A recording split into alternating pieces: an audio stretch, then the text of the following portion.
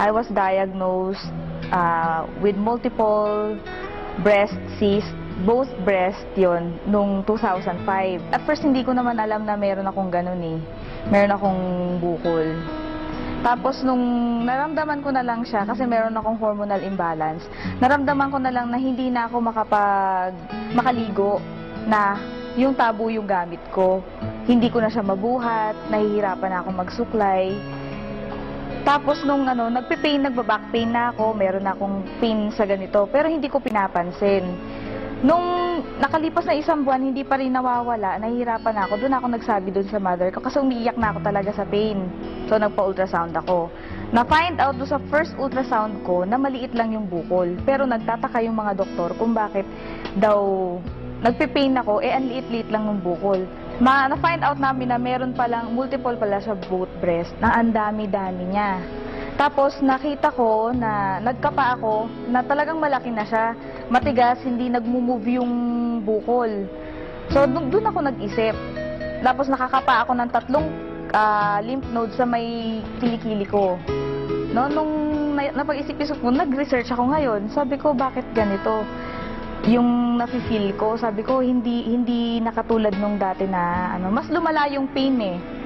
Hindi ko na siya matiis.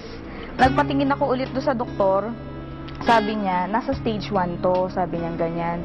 So advice nila ipa-biopsy ko para malaman nila kung yung talagang bukol na yon, yun lang talaga siya, kung iisa lang talaga siya. Tapos yung mga ibang bukol sa kabila na breast ko, kung malignant na rin.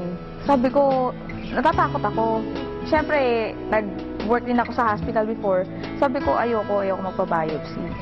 Tapos may pinatingnan na naman ako another doctor. Sabi niya naman nga, stage 1 daw talaga yun. Kasi nakita na nila yung itsura. So, doon ako naniwala. Hindi na ako nagpa-undergo ng biopsy. Binigay na nila ako ng medication. Sabi ko, hindi ko na-feel na yung medication na binigay nila sa akin, nagtitake effect. Nagpunta ako sa herbalist, binigyan niya ako ng mga products ng herbal, tapos yung nag-undergo ako ng 1 year na puro vegetarian diet lang. So, binago ko yung lifestyle ko. Nakaigi naman yun sa akin, pero hindi pa rin lumiliit yung bukol. Nag-isip ako ngayon, sabi ko, ano kayang pwede kong gawin para totally mawala na siya? Kasi ang advice nga sa akin, i-remove eh. Siyempre, dalaga ako. Nakakaano naman yun, wala kang breast, kadalaga mong tao, di ba? Frustrating sa nakaka-depress, nakaka-frustrate. So, nung dumating sa time na nag-research na ako, nag-internet ako kung ano bang pwede kong kainin. So, ang dami ko nakita. Nandun yung mga gulay, mga fruits, na ina-advise nga doon sa mga may mga breast cancer, na yun ang talagang dapat nakainin. So sabi ko, hindi ko naman alam kung saan makakabili lahat nito. Yung broccoli, meron dito, di ba? Yung mga ibang fruits na nando doon sa internet, available dito pero hindi lahat meron. Doon ako nag-isip, sabi ko, paano ko makakain to lahat? At saka mahal-mahal niya. Until such time na dumating yung yung kapatid namin sa church, na binibigay nga nila sa akin to, yung Alive. Ini-introduce nila sa akin yung Alive. Nung una, skeptic talaga ako. Tapos nung pinakita nila sa akin yung pinaka-literature, doon ako nagulat. Kasi lahat ng ni-research ko sa internet na dapat nakainin, nandoon lahat. Eksaktong-eksakto. Kaya sabi ko, wow, sabi kong ganyan, grabe naman to, sabi kong ganyan. Kung gano'n, hindi na ako maghahanap ng kakainin ko, pwedeng ito na, sabi kong ganyan. Nung coffee pa lang yung pinasubok nila sa akin, talagang sobrang sumakit, no? Nag-take ako ng coffee, di ba yung coffee natin meron ngang Alive? Talagang sobrang sakit niya.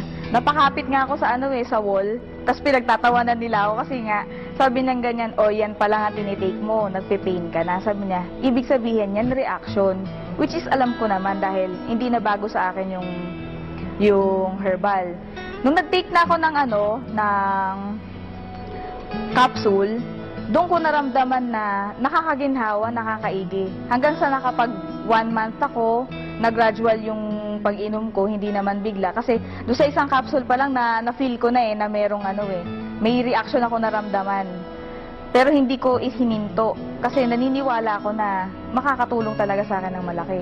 Hanggang sa nag-isang buwan, nagsabi ako doon sa mama ko, sabi ko, maganda ma, sabi kong ganyan kasi nalelesen yung pain, pati yung back pain ko sa likod, nawawala, sabi kong ganyan.